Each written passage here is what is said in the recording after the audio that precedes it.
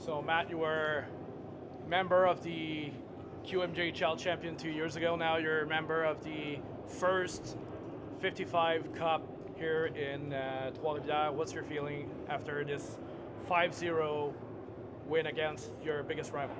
It feels really good, obviously, and the Gilles Courteau Trophy last year, or 2 years ago, it's an amazing feeling. And the people who organized this year, they did it really well, and it felt like another champion again, and it was a lot of fun for everyone on our team.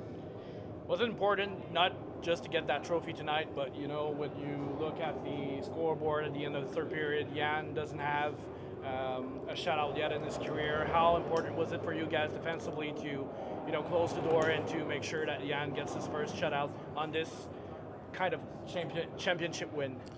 Yeah, it's good for him, of course. You never want to focus on that during the game because superstitions will say that they'll score. But, yeah, it was a big game for him. He stood on his head out there, played really well, and we know that when we're playing our game offensively and defensively, we can play with any team, and that's what we did today.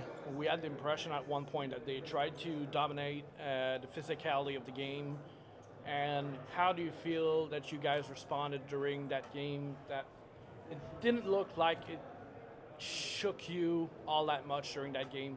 What do you feel about that part of tonight's final?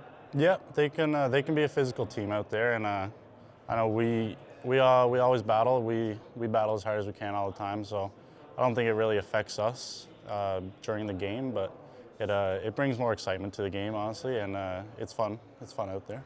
So what's your feeling to lead this team as a captain after that kind of game tonight?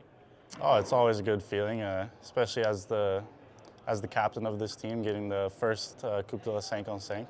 So it feels great. Everyone's happy and really excited for the rest of the season. Can you describe your experience in this competition? Yeah, it was the first cup, so it was kind of learn as you go, but everything was organized really well. It was a lot of fun. Our team had a blast, and I'm sure the guys who are going to be returning are looking forward to the one next year. Last question from Matteo. Obviously, it's a high adversity against Victoriaville, and as well as the other two teams involved in the competition. Do you think that playing in that special context will trigger a stronger rivalry between you guys? Yeah, I think the rivalry's always been there, where all four teams are close together, and this tournament kind of highlights the rivalry, and it's fun that we get to come together for a little tournament and kind of fight for something and a little bragging rights, something like that. Okay, that's good. So above the 2 points, well, that counts too, right? Yeah, of course. We're fighting for the cup, but at the end of the day, these games still count towards the regular season. So it's good that we got the 4 out of 4 points and keep pushing for the rest of the season. So 2 games, 2 Man of the Game award, and the first 55 Cup. How do you feel after that 5-0 win against Victoriaville? It was great. It's obviously a different environment completely, and it's almost like it's a completely different sport at first, but it's a great experience, and it brings you back to when you were a kid and you're on the ODR and everything. So couldn't be happier, and it's good momentum going into the next few games. You had quite a big command tonight, even though Victoriaville's maybe not where they want to be this season. It's a big physical team, and it's always a challenge against those kind of teams. So how do you guys felt after the first few minutes, where we kind of felt that you got your feet on the ice and found your stability for the rest of the game? Yeah, I think we're confident in our systems and what we know we can do, and that's just the foundation. And obviously we came into the game with no pre-reservations against Victo. It's a championship game in a sense, and it's a big game regardless. And we stuck to what we have, and that kind of helped us get through it. And there's a reason we love it and we do it. So. How big was this tournament for your own development? It was a big event. You're going to NCAA next year. You're going to Dartmouth, which is one of Ivy League school in USA. So how this kind of event impacts your development towards that next season? I think it's in 2 ways, actually. In one way, it's a nice way to break up the season in a way. bring some excitement, help change up the routine, and in itself, that's going to help you get better and be excited and do all the things. And then again, it's a different experience, and it's competitive hockey, and whenever there's a challenge, you either grow from it or you don't, but yeah. How can you describe your experience in general in this competition? It was great.